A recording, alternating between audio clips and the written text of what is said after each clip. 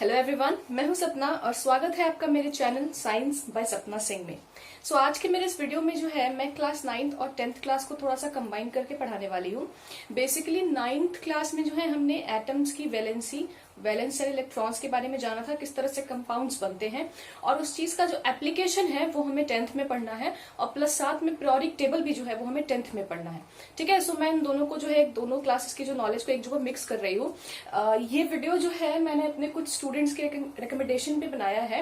Actually मैंने देखा है कि बहुत सारे स्टूडेंट्स होते हैं जो 9th क्लास में जो भी एटम्स एंड मॉलिक्यूल्स वाले चैप्टर को उतना सीरियसली नहीं लेते हैं, एंड टीचर्स कहते हैं, मैंने भी अपने स्टूडेंट से कहा था कि इस चैप्टर को ये जो चैप्टर है ये 10th में बहुत ज्यादा इसके एप्लीकेशंस होने वाले हैं, बहुत यूज का ये चैप्टर है। सो उन चीजों को जो है मिक्स करके मैं जो है आपको एक यहाँ पे कुछ हेल्पफुल टिप्स जो है बताने वाली हूँ। तो सबसे पहले जो है पीरियोडिक टेबल, तो मैंने पूरा पीरियोडिक टेबल यहाँ पे नहीं लिखा है, मैं सिर्फ काम का ही पीरियोडिक टेबल आपको बताने वाली हूँ। मैं यहाँ पे जो है आपकी छोटी सी ट्रिक भी बताऊंगी, पोएम आपने पहले भी शायद सुन रखी होगी, मैं फिर आपको वही पोएम सुनाती हूँ जिससे आप पीरियोडिक टेबल जो है वो स्पेशली अपने काम वाले एलिमेंट्स तो आप याद कर ही लेंगे, है ना। So this is your first group, second group, बीच में जो है मैंने कुछ ग्रुप्स नहीं लिखे हैं, लगभग 8 ग्रुप्स के आसपास। उसके बाद ये 13th group, 14th group, 15th group, मैंने यहाँ पे सिर्फ 5, 6 लिखा है, 17th एंड 18th, इस तरह से जो है 18 ग्रुप तक मैंने बना लिया है। ठीक है, तो सबसे पहले जो है हम इनको याद करना सीखेंगे कि ऊपर से लेकर नीचे तक हम इन्हें याद कैसे करें। तो उसकी पोएम ये है, सबसे पहले को जो है हम ऐसे याद करते हैं, हा ली ने की रब से फरियाद। ठीक है, helium, lithium, sodium, potassium, rubidium, caesium, friendship, इस तरह से। उसके बाद दूसरा जो होता है, बे मगज का सर बड़ा। दूसरे ग्रुप को हम इस तरह से याद करते हैं। जो आपकी 13th ग्रुप है उसको हमने ऐसे याद किया था, बैंगन, आलू, गाजर इन थैला। बेसिकली जो फर्स्ट अल्फाबेट्स होती है उनपे हम एक ऐसे वर्ड्स बनाते हैं जिनको याद करना ज्यादा आसान होता है हमारे लिए। आपको अगर इससे अच्छी पोएम आती है तो आप याद कर सकते हैं, इट डजंट मैटर, बस याद होना चाहिए पीरियोडिक टेबल। उसके बाद दूसरा है 14th ग्रुप को है, काशी गए सोन Prabhu, PB, this is PB, lead. उसके बाद 15th ग्रुप में नया पुराना आज सब बिकेगा। उसके बाद 16th है ऊ स से टेपो। ठीक है, 17th है फकल रेट। ठीक है, 18th ग्रुप का सबसे इंटरेस्टिंग है, सबसे मजेदार है, हीना, नीना और करीना का एक्सरे रंगीन। अब ये तो हो गया कि आपने पीरियोडिक टेबल याद कर लिया। ठीक है, अब आप इसे याद क्यों करते हैं, है ना। तो मैं आपको बता दूं कि आपको एक तो अगर आप 9th स्टैंडर्ड में है तो आपसे इनकी वैलेंसी पूछा जा सकता है, या फिर इनके वैलेंस शेल इलेक्ट्रॉन्स पूछे जाते हैं, और प्लस इनकी वैलेंसी के बेसिस पे ही जो है हम कंपाउंड्स फॉर्म करते हैं, जो मैं आपको थोड़ी देर बाद अब सिखाऊंगी भी। और प्लस इसका जो एक बहुत अच्छा यूज जो है इन सारे कंपाउंड्स फॉर्मेशन का एप्लीकेशन जो है आपको 10th क्लास में काम आता है, फर्स्ट 3 चैप्टर्स में तो एकदम काम आता है ना। बहुत बार ऐसा होता है 10th क्लास में बहुत सारे स्टूडेंट्स जो है वो जब बैलेंसिंग वगैरह करने बैठते हैं तो जो नेम रिएक्शंस दी हुई है उनको उनके सिंबल्स में लिखने नहीं आता है सही तरह से, जिसकी वजह से उनकी बैलेंसिंग गलत हो जाती है। तो आज मैं आपको इस वीडियो में वही बताने वाली हूँ।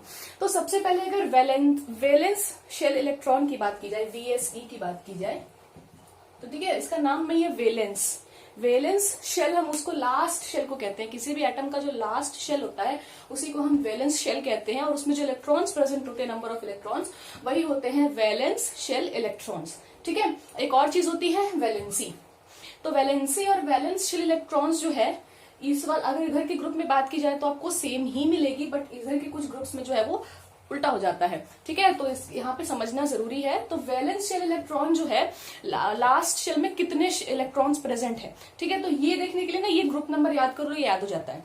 जैसे कि जो फर्स्ट ग्रुप का है ना, इनके लास्ट शेल, वैलेंस शेल में 1 इलेक्ट्रॉन होता है, जो लास्ट शेल होगा उसमें 1 इलेक्ट्रॉन एक्स्ट्रा रहता है। सेकेंड ग्रुप वालों में 2। ठीक है, इस तरह से अगर 13 ग्रुप की बात की जाए तो इसमें 3, इसमें 4, है ना। 13, 14, 15, 16 का पैसे याद कर सकते हो कि लास्ट वाले नंबर पीछे से जो है राइट साइड वाला डिजिट हम लिखते हैं, तो इसमें 3, इसमें 4, इसमें 5, इसमें 6, इसमें 7, और इसमें ऑक्टेट पूरा होता है, 8 का 8 फुल होता है।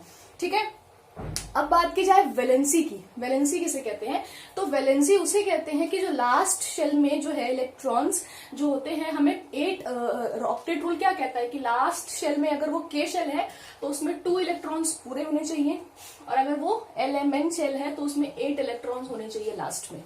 ठीक है। और जब जिन एटम्स में 18th ग्रुप को छोड़ के बाकी सारे ग्रुप्स में जो है ना 2 ना 8 होता नहीं है, इसे बनाना पड़ता है, ठीक है। तो इसे बनाने के लिए या तो एटम्स इलेक्ट्रॉन्स लेते हैं या देते हैं, और उन्हीं बेसिस पे वो कितना लेते हैं कितना देते हैं, वही जो होती है उनकी वैलेंसी होती है। Sharing number of shared electrons या लूज गेन इलेक्ट्रॉन्स जो है वो वैलेंसी पे डिपेंड करता है। जैसे कि अगर बात की जाए फर्स्ट ग्रुप की, तो इनकी वैलेंसी भी +1 होती है, ठीक है, क्योंकि इनके लास्ट शेल में एक इलेक्ट्रॉन होता है ना। तो एक इलेक्ट्रॉन ज्यादा, अगर मान लो हाइड्रोजन का तो के शेल है, लेकिन उसके बाद जो है सबके एलिमेंट शेल आते हैं, तो उनमें 8 इलेक्ट्रॉन्स उनको चाहिए होता है, लेकिन उनके पास लास्ट शेल में कितने इलेक्ट्रॉन्स हैं? सिर्फ 1। तो अगर 1 इलेक्ट्रॉन उनके पास है तो उनको 8 होने के लिए क्या करना पड़ेगा? 7 इलेक्ट्रॉन्स किसी से लेना पड़ेगा। 7 इलेक्ट्रॉन्स लेने में जो है वो बहुत ज्यादा एनर्जी लगेगी आपको, ठीक है। तो ऐसा ना हो, मतलब तो उनको ज्यादा इजी लगता है कि एक इलेक्ट्रॉन लूज कर देना। जब वो अपने लास्ट शेल से एक इलेक्ट्रॉन लूज कर देते हैं, तो उसके जो पहले वाला शेल होता है, सेकंड लास्ट जो शेल होता है, वो तो पूरा फुल होता है, उसके बाद ही ना हम लास्ट शेल में भरते हैं। तो अंदर से बाहर शेल्स में इलेक्ट्रॉन्स हम भरते हैं, फिल करते हैं, ठीक है। जो 9th में नए होंगे उन्हें ये बात नहीं पता होगी, ये 4th चैप्टर में पढ़ना है 9th के, बट स्टिल। तो अब क्या होता है इलेक्ट्रॉनिक कॉन्फ़िगरेशन के थ्रू, मैं एक एग्जांपल दे देती हूँ आपको। फॉर एग्जांपल अगर इधर की बात की जाए तो सोडियम का लेते हैं, है ना। तो सोडियम के पास टोटल इलेक्ट्रॉन्स कितने होते हैं? 11। तो के एल एम एन शेल्स होती है ना अंदर से बाहर एटम्स की। तो सबसे पहले वाले में सिर्फ 2 इलेक्ट्रॉन्स ही हम भर सकते हैं, 2 से ज्यादा नहीं भर सकते, 2 8, ठीक है। दूसरे में हम 8 भर सकते हैं। तो अगर इसमें 11 इलेक्ट्रॉन्स है तो 2 हमने भर दिया, कितना बचा? 9। तो 9 में से 8 हमने इसमें भर दिया। अब पहले शेल के बाद जो दूसरा शेल है उसमें आप 8 इलेक्ट्रॉन से ज्यादा नहीं भर सकते हो, ठीक है, कितने भी हो 8। अब 2 8 10 हो गए, कितने इलेक्ट्रॉन बचा? 1। तो इसके लास्ट शेल में कितने इलेक्ट्रॉन है? 8 इलेक्ट्रॉन है ना। तो अब यह इस एम शेल में ऑक्टेट पूरा करने के लिए, स्टेबल करने के लिए अपने आप को, इसको 7 इलेक्ट्रॉन्स लेने पड़ेंगे। कौन देगा इसे 7 इलेक्ट्रॉन? कोई नहीं देगा। तो ये क्या करता है बेचारा, ये अपना ये वाला इलेक्ट्रॉन दे देता है किसी को, जिसको भी जरूरत होगी आगे हम पढ़ेंगे, ठीक है। किसी को जरूरत है, उसने अपना 1 इलेक्ट्रॉन दे दिया। अब उसका लास्ट शेल क्या हो गया? एल हो गया। अब एल में कितने इलेक्ट्रॉन्स हैं? 8। दैट मीन्स ये स्टेबल हो गया। तो जो फर्स्ट ग्रुप होता है वो अपने इलेक्ट्रॉन्स को, एक ही इलेक्ट्रॉन्स को, क्योंकि उनके लास्ट शेल में एक ही इलेक्ट्रॉन होता है, तो एक इलेक्ट्रॉन को दे के स्टेबल हो जाता है, क्योंकि वो एक इलेक्ट्रॉन का देन करता है, इसीलिए उस पर चार्ज +1 का आता है। जो 1 हो गया कि उसने कितने नंबर ऑफ इलेक्ट्रॉन्स दिया, और चार्ज जो डिपेंड करता है कि उसने दिया या लिया। अगर उसने दिया तो प्लस, लिया तो माइनस, ठीक है। जो दूसरा होता है ग्रुप, इसमें जो है जैसे कि मैग्नीशियम का 12 होता है, ठीक है। तो मतलब यहाँ पे लास्ट शेल में इसके कितने आ गए? 2। तो अब ये 2 दे देगा। अब फिर इसको जो है 6, 8 पूरा करने के लिए 6 लेना पड़ेगा, किसी से ज्यादा एनर्जी लगेगी, तो ये 2 लूज कर देता है। तो लगभग जो है 8 का आधा जो होता है वो 4 होता है। तो जो 14th ग्रुप है उसके पहले तक जो है वो सारे ग्रुप्स जो है वो डोनेट कर देते हैं, उनको डोनेट करना ज्यादा इजी लगता है, ठीक है। तो इस ग्रुप का जो चार्ज है वो +2 हो जाता है, वैलेंसी +2 हो जाता है, वैलेंसी 2 चार्ज +2, ठीक है। अब बात की जाए 13th ग्रुप की, तो इसके लास्ट शेल में 3 इलेक्ट्रॉन्स बचते हैं, तो इस पे चार्ज आता है +3 का। समझ में? इन सब में चार्ज कितना? +3 का। अब बीच में कुछ एटम्स और हैं जो 3 4 5 6 वाले ग्रुप्स हैं, उनमें अगर 9 10th के बेसिस पे बात की जाए तो उनमें सारे एटम्स जो है वो काम के नहीं है, है ना। कुछ ही है जैसे कि कॉपर, जिंक, ये सब, मैंगनीज, तो इनके चार्ज लगभग +2 होते हैं। तो उनके +3 भी होते हैं कभी कभी, जैसे कॉपर, आयरन का, तो वो जो है एक अलग चीज है। 3 4 आप अलग से याद कर सकते हैं, ठीक है। बाकी ऐसे तो सबका याद हो गया ना। इन सबका जो है हाल ही में की वेब से फरियाद का +1, बेमगज का सरबड़ा का +2, है ना, बैंगन आलू गाजर थैला का +3। अब बात करें कार्बन, तो कार्बन के पास जो है इस 14th ग्रुप में, तो इनके पास जो होते हैं वो 4 इलेक्ट्रॉन्स होते हैं, ठीक है। अब 4, अब ये 4 ले भी सकते हैं, 4 दे भी सकते हैं। तो ज्यादातर तो जो है ये कोवलेंट बॉन्ड्स बनाते हैं, लेकिन ये जो है कुछ केसेस में जो है कार्बन पे प्लस चार्ज भी आता है। वो ज्यादातर केसेस में कार्बन पे प्लस चार्ज आता है, वो इलेक्ट्रॉन्स को डोनेट करके जो है वो बनाता है। कुछ केसेस ऐसे भी हैं जिनमें कार्बन पे जो है वो माइनस चार्ज आता है। हाँ, तो जैसा मैंने बताया कि कार्बन जो है बेसिकली कोवलेंट बॉन्ड भी बनाता है और आयनिक बॉन्ड भी बनाता है, और जब वो आयनिक बॉन्ड बनाता है तो उस पर प्लस चार्ज भी आता है कुछ केसेस में, और माइनस चार्ज भी आता है। अगर बात की जाए इलेक्ट्रोपॉजिटिव एटम जब कार्बन के साथ जुड़ता है तो कार्बन पे जो है वो नेगेटिव चार्ज आता है, और जब इलेक्ट्रोनेगेटिव एटम कार्बन के साथ जुड़ता है तो कार्बन पे पॉजिटिव चार्ज आता है।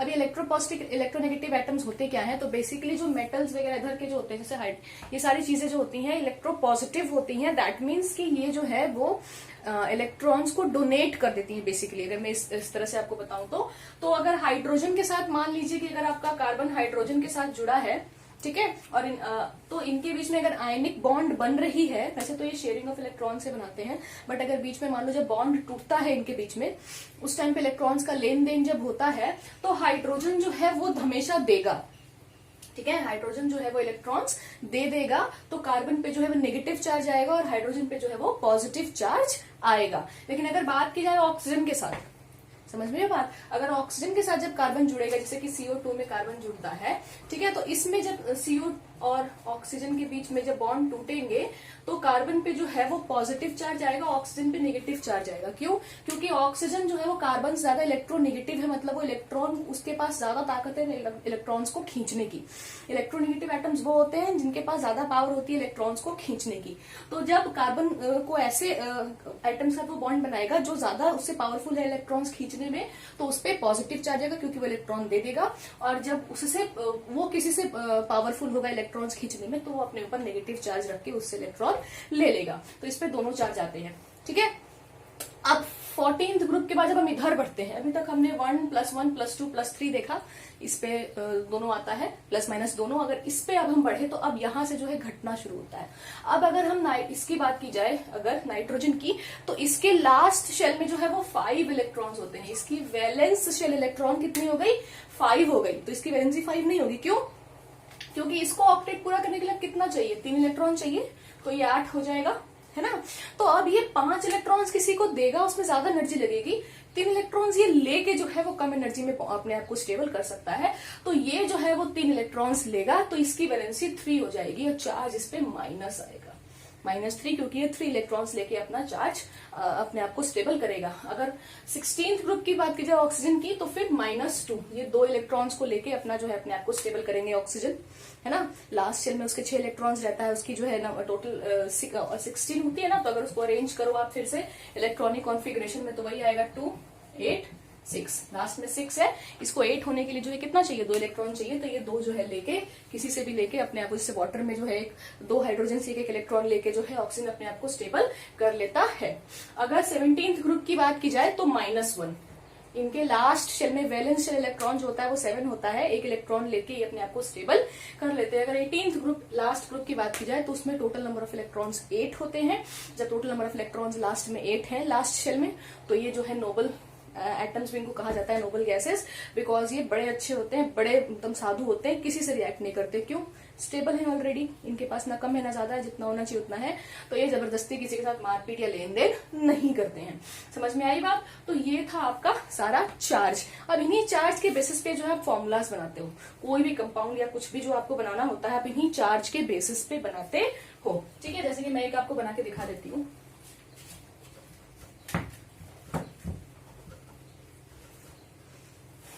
फॉर एग्जाम्पल, मान लो आपको कार्बन डाइऑक्साइड बनाना है, CO2, ठीक है। तो अब आपको कैसे पता चलेगा कि इसमें कार्बन 1 है, ऑक्सीजन 2 रिएक्ट कर रहा है? क्यों? क्योंकि ये जो भी नंबर में आपस में रिएक्ट करते हैं, जो भी एटम्स एलिमेंट्स हैं, वो क्यों करते हैं आपस में? अपने आप को स्टेबल करने के लिए, ठीक है। तो अगर बात की जाए कार्बन की और ऑक्सीजन की, तो क्योंकि ये इलेक्ट्रोनेगेटिव एटम है, तो इस पे तो -2 आएगा ही आएगा। इसका चार्ज क्या है? -2। अब क्योंकि ये इसके साथ रिएक्ट कर रहा है, तो इस पे आएगा +4 का चार्ज, ठीक है। अब ये जो चार्ज है, इनको हम क्रॉस मल्टीप्लाई कर देते हैं, दोनों के पैरों में लिख देते हैं, तो C2O4। अगर आप यहां भी काट सकते हो, यहां भी काट सकते हो, क्योंकि दोनों इवन है, एक टेबल में कर सकते हैं, तो 1/2 से कट जाएंगे, CO2। इस तरह से जो है आपने कंपाउंड्स बना लिए, ठीक है। दूसरी बात, एक चीज जो होती है, जब आप लोग लिखते हैं, तो आप अगर इस तरह से आएगा आपसे अगर पूछने के लिए बैलेंसिंग में कि carbon dioxide reacts with water to form this this this, तो आप कार्बन डाइऑक्साइड लिख लोगे, है ना। मैंने तो कार्बन डाइऑक्साइड तो आपको ऐसे भी याद रहता है, बचपन से हम सुनते आ रहे हैं, फॉर लाइक कॉपर सल्फेट, है ना, या फिर अल्युमिनियम क्लोराइड। अब अल्युमिनियम क्लोराइड आप कैसे लिखोगे? तो अल्युमिनियम क्लोराइड लिखने के लिए जो है आपसे अगर क्वेश्चन पूछा बैलेंस करने के लिए चैप्टर 1 में ही, क्लास 10th में, कि aluminium chloride reacts with this to form this, तो आपको पता कैसे चलेगा कि अल्युमिनियम क्लोराइड हम कैसे बनाए? अल्युमिनियम और क्लोरीन से तो बनता है, इतना तो आपको नाम में समझ में आ रहा है, लेकिन कौन कितने नंबर में? तो अल्युमिनियम और क्लोरीन को आप ऐसे लोगे एल्यूमिनियम का चार्ज कितना, तो जैसे मैंने दिखाया कि 13th ग्रुप में है हमारा एल्यूमिनियम, है ना। तो मतलब कि 13th ग्रुप पे कितना चार्ज आ रहा था, +3, तो एल्यूमिनियम पे जो है वो +3 आपने लिख दिया। क्लोरीन पे कितना होता है -1, बिकॉज वो किस 17th ग्रुप में आता है ना, इसका चीज कितना है -1। अब दोनों को जो है, दोनों के चार्जेस एक दूसरे के पैरों में डाल दो, गिर गए एक दूसरे के पैरों में, तो Al1, तो 1 को हम लिखते नहीं है, Cl में कितने गिरे 3, AlCl3, इस तरह से जो है आप लिख सकते हो। इसके अलावा अगर आपसे बात की जाए सिंपल, मान लो कभी कभी जो है कुछ स्टूडेंट्स को ये भी डाउट है, जैसे कि बहुत ही सिंपल क्वेश्चन था आपके में सबसे पहला बैलेंसिंग करने के लिए कि hydrogen reacts with chlorine to form HCl, तो बहुत स्टूडेंट्स ने ऐसे लिख दिया था, बैलेंस किया था कि हाइड्रोजन है, क्लोरीन है, और दोनों मिलकर जो HCl बना लिया, but this is your wrong reaction, ये गलत है। ठीक है, बैलेंस आपको लग रहा है एक हाइड्रोजन एक क्लोरीन मिल गया, रिएक्शन हो गई, बट ये गलत है। क्यों? क्योंकि जब ऐसी बात की जाएगी ना, तो वो अपने स्टेबल फॉर्म में एक अकेला हाइड्रोजन जो है वो बिना किसी चार्ज के अकेला नहीं घूम सकता है। क्यों? हमने अभी पढ़ा उसके ऊपर 1 इलेक्ट्रॉन है उसके लास्ट शेल में, तो उसका ऑक्टेट पूरा नहीं है, ड्यूएट पूरा नहीं है, तो जब तक उसका ड्यूएट पूरा नहीं है वो अकेला ऐसे ही नहीं घूम सकता है। तो क्या करते हैं, बेसिकली जो एटम्स होते हैं वो मॉलिक्यूल्स बन जाते हैं। ठीक है, हाइड्रोजन जो है क्योंकि उसके पास भी एक इलेक्ट्रॉन है, एक और हाइड्रोजन के पास एक इलेक्ट्रॉन है, दोनों आपस में एक बॉन्ड बना लेंगे, शेयरिंग कोवलेंट बॉन्ड, और यहाँ पे हम H2 लिखेंगे। अब ये स्टेबल हुआ। ठीक है, उसी तरह क्लोरीन भी Cl2 है ना, एक एक इलेक्ट्रॉन शेयर करके Cl2, और यहाँ पे हम डालेंगे 2। This is your balanced reaction. कभी कभी इतने छोटे इतने इजी क्वेश्चंस में भी जो है स्टूडेंट्स गलती कर देते हैं, बिकॉज वो जो है उनको एटॉमिक मतलब कि सिंगल एक एटम लेके आप वो रिएक्शन करवाते हैं। ठीक है, तो ये भी 9th में पढ़ना था एटम्स एंड मॉलिक्यूल्स के बारे में, है ना। तो जो एलिमेंट्स होते हैं वो सेम नंबर ऑफ एटम से मिलकर बनते हैं। अगर 2 एटम आपस में जुड़े हैं तो डाई एटॉमिक, है ना। अगर जैसे कि H2, O2, है ना, Cl2, डायटॉमिक। कभी कभी 3 एटम्स आपस में जुड़ते हैं स्टेबल होने के लिए, तो उन्हें हम ट्राइएटॉमिक कहते हैं। इसका एग्जांपल है ओजोन लेयर आपका O3। ठीक है, कुछ जो लास्ट ग्रुप वाले होते हैं वो मोनो एटॉमिक होते हैं, क्योंकि उनके पास लास्ट शेल में इलेक्ट्रॉन्स पूरी है, तो वो जो है 2 या 3, 4 में कंबाइन नहीं करते। हीलियम को आप सिर्फ हीलियम भी लिख सकते हो, बिकॉज वो अनस्टेबल, वो स्टेबल होता है। ठीक है, उसके लास्ट शेल में इलेक्ट्रॉन्स पूरे होते हैं। तो इस तरह से आप मॉलिक्यूल्स की फॉर्म में ही लिखते हैं, सॉरी एटॉमिक, डायटॉमिक या ट्राइएटॉमिक फॉर्म में आप उसको स्टेबल करके ही लिखते हैं। अकेला हाइड्रोजन या अकेला क्लोरीन जो है आप नहीं लिख सकते हैं। मेटल्स आप मेटल्स में लिख सकते हो। मेटल्स के ऊपर जो है आपको, मेटल्स को जो है कभी भी अगर सोडियम बाकी है तो आप Na2 नहीं लिखोगे। This is wrong, because metals जो है आपस में कोवलेंट बॉन्ड नहीं बनाते हैं। कुछ मेटल्स बनाते हैं लाइक प्लेटिनम वगैरह, लेकिन जो नॉर्मल मेटल्स है, यहाँ पे जो मेटल्स है, इधर जो मेटल्स आपको दिख रहे हैं, ये कोवलेंट बॉन्ड नहीं बनाते हैं। ये आपस में जो जुड़े रहते हैं एक साथ बहुत सारा। अब आप बोलोगे एक साथ इतने सारे मेटल जुड़ते कैसे हैं, तो वो मेटेलिक बॉन्ड से आपस में कंबाइन रहते हैं। कोवलेंट बॉन्ड्स जो है नॉर्मल मेटल्स नहीं बनाते हैं। ठीक है, तो मेटल्स को जो है आप उनको डायटॉमिक ट्राइटॉमिक फॉर्म में नहीं लिखोगे। जब आप लिखा जाएगा कि सोडियम रिएक्ट्स विथ, तो आपने देखा होगा हमेशा जो है सोडियम के आगे 2 लगा रहता है, sodium reacts with Cl2 to give 2 NaCl। इसको अगर आप स्टूडेंट्स क्या करते हैं, ऐसे लिख देते हैं, sodium reacts with chlorine to form NaCl, तो एक सोडियम लिख लेते हैं प्लस क्लोरीन और NaCl, क्योंकि दोनों का चार्ज +1 -1 होता है, तो ऐसे लिखते हैं। ये गलत हो जाएगा। क्यों? क्योंकि क्लोरीन मैंने अभी बताया वो सिंगल अकेला एग्जिस्ट नहीं कर सकता है, Cl2 की फॉर्म में एग्जिस्ट करेगा। और जब Cl2 की फॉर्म में एग्जिस्ट करेगा तो यहाँ पे एक और क्लोरीन क्या हुआ, इसका कहाँ जाएगा, या तो आप उसे यहाँ पे अलग से मेंशन करोगे। ठीक है, Cl उस पे चार्ज आएगा -1 का, जब इसमें से वो टूटेगा तो। समझ में आ रही है बात? या फिर वो टूटेगा ही नहीं तो आप उसको जो है यहाँ पे, इसके लिए क्या करोगे, यहाँ पे 2 कर दोगे।